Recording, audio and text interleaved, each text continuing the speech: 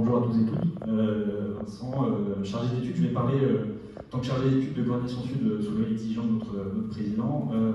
Donc effectivement, on a publié une étude que je vous invite à découvrir si vous ne l'avez pas déjà fait, qui est accessible sur notre site, qui s'intéresse à l'évolution des modèles socio-économiques des ONG sur la période 2016-2020. Il y a beaucoup d'enseignements, moi je vais en prendre quelques-uns qui permettent un peu d'éclairer le passé pour comprendre où on en est aujourd'hui. Le premier enseignement, c'est que sur cette période-là, on a constaté une augmentation très importante des ressources cumulées des ONG de solidarité internationale, c'est plus 43% de ressources mobilisées, donc avec des ONG qui passent de ressources totales d'1,6 milliard à 2,3 milliards en 2020, ce qui fait beaucoup, c'est une croissance qui se confirme. Ce que dit l'étude, c'est que cette augmentation est fortement due à l'augmentation des fonds publics, que ce soit à la fois nationaux, ça a été mentionné en introduction, et aussi des fonds publics internationaux, avec en 2020 un ratio qui est assez nouveau de 52% des ressources mobilisées par les ONG sont des ressources publiques. Ce que montre l'étude, c'est surtout un poids très important, prépondérant de très grandes ONG, plus de 50 millions d'euros de budget.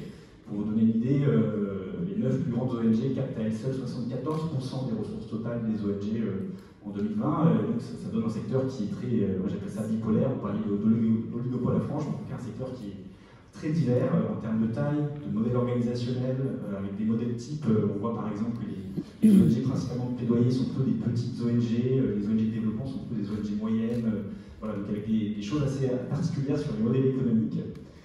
Ce que montre l'étude aussi, c'est en fait une fragilité du secteur, voilà, même si ça s'améliore. Je vous donne deux indicateurs.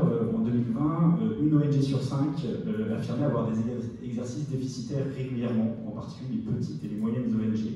Et toujours en 2020, 4 sur 10 ont une surface financière limitée. Ce qui interroge aussi la capacité des ONG à absorber cette croissance et à l'absorber sereinement. Enfin, dernier enseignement de l'étude, et ça a été un peu dit, c'est l'impression partagée par les ONG d'une augmentation des contraintes de gestion. Alors c'est pas nouveau, hein, les ONG font face à certaines hypertrophies administratives. Cela dit, effectivement, ça interroge un peu les modalités de soutien à ces organisations, car toutes n'ont pas les mêmes capacités de gestion.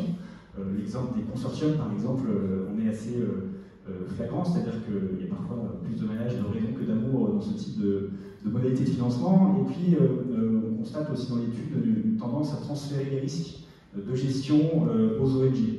Ce qui, pour moi, très personnel, traduit très certainement une transformation du rôle des très grands ONG vis-à-vis de l'État. Celles-ci sont considérées, pour moi, de plus en plus comme des partenaires stratégiques. Et ce n'est pas le cas pour toutes les ONG, parce que toutes n'ont pas la capacité de gérer ce transfert, en particulier les moyennes et les petites, et donc ça interroge de facto la capacité des pouvoirs publics à soutenir. Alors c'est un concept que j'emprunte à un chercheur brésilien qui s'appelle Guillermo Ramos, qui parle de biodiversité organisationnelle, et donc il y a un enjeu, je crois, à continuer à soutenir cette biodiversité organisationnelle.